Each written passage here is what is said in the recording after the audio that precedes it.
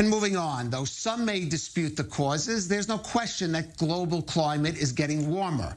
And in already hot regions like the Middle East, it's getting even hotter, sometimes unbearably or even fatally so, including here in Israel. Now a new study commissioned by Israel's Environmental Ministry and Tel Aviv University is letting us know just how deadly. The survey estimates that 363 Israelis died during extreme heat waves from those heat waves between 2012 to 2020, and each heat wave can lead to some 45 deaths unless adequate preparations are made. Well, joining us now for more is Professor Noga Kronfeld-Schor, the chief scientist of the Israeli Ministry of Environmental Protection. She speaks to us from the town of Gederen. Professor, thanks for joining us. First of all, just a question on the methodology of this study, because, you have to determine that somebody really died directly from the effects of the heat wave, when, of course, that may be a little difficult. So talk us a little bit just about how you made that determination. So I'll just say that the study was conducted by two scientists from Tel Aviv University, Dr. Dan Yamin and Dr. Erez Shmueli.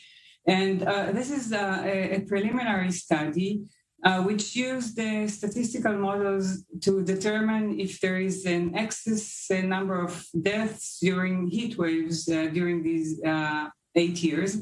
And they actually used two different statistical methods. In the first, they used an existing model that predicts the number of deaths per day, and then looked for deviations, significant deviations from the model, and found significant deviations, as you said, with about, on average, 45 excess mortality number during each heat wave.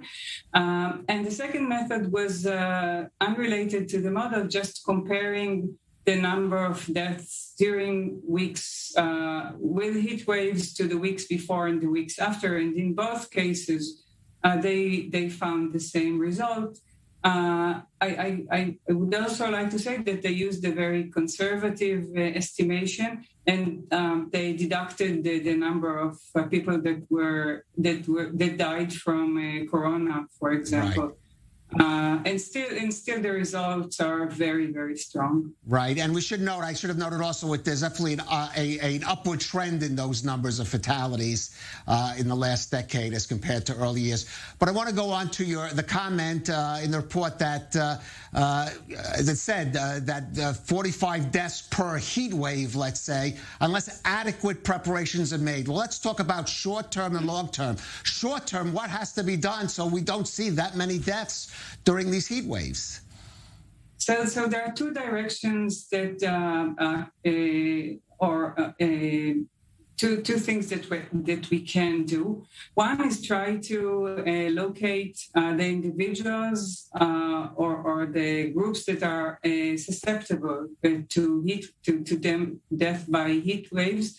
And these are, for example, people at low socioeconomic groups that don't have enough money for air conditions or for electricity, and have to choose between buying their medicines or buying food and using electricity or buying air conditions. And we should certainly help these people prepare for the heat waves. And the other thing is to map the areas that are in higher risk and try to lower the temperatures, for example, by planting trees or improving isolations of houses.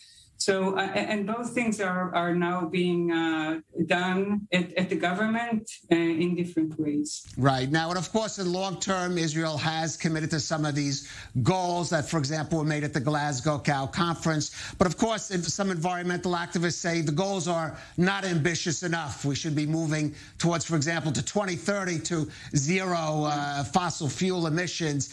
What's your feeling on how much that could play a factor in the coming decades on reducing heat-related deaths? So even if we will achieve the most ambitious targets, still the models say that because of past emissions, heat waves and global warming will continue at the current rate until 2040. So there's no way that we can reduce the heat waves unless we adapt to them in the ways that I suggested before.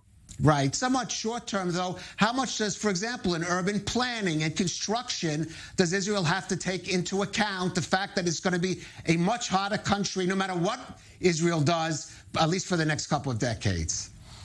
So it's clear that, like every other place in the world, we have to take these things into consideration during planning, not only heat waves, but also increase in fires frequency and intensity, and increased flooding.